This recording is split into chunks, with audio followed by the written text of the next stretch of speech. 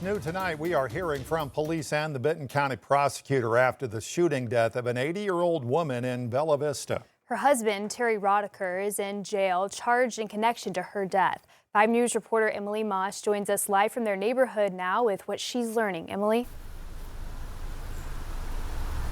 Yeah, Darren and Morgan, police first arrived here off of Queensboro and Bella Vista on Sunday morning for a welfare check on Barbara Rodecker when they found her. Now here, several days later, the scene is still pretty active. They did reopen this road earlier this afternoon. It was still closed by the morning, but the scene itself around the home and the yard are still taped off. There's also still police still here on the scene, and investigative units still parked in the driveway. I'm told that it may take even more days to get this all sorted out. Now, I also talked to some neighbors here in the area who described Barbara to me as a very sweet woman who was active in the church. They were very surprised that something like this could happen here in their neighborhood. Now, police and prosecutors tell me this case is still very early on in its process, and it's likely going to take a while as they continue to investigate it.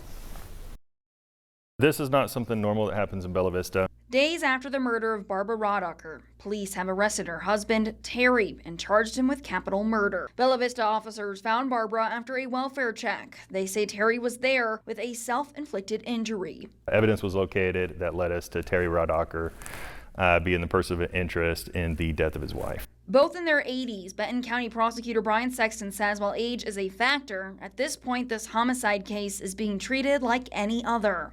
Those particular aspects of the case is something that we're aware of.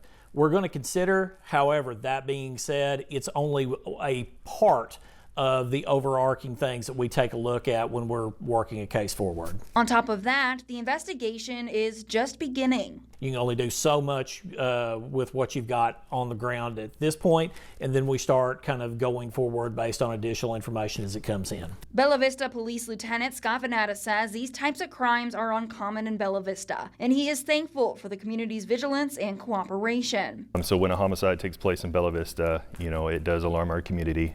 We just want our community to know that there's no danger to the community. And he is hopeful more will be revealed in this process. All homicide investigations are difficult.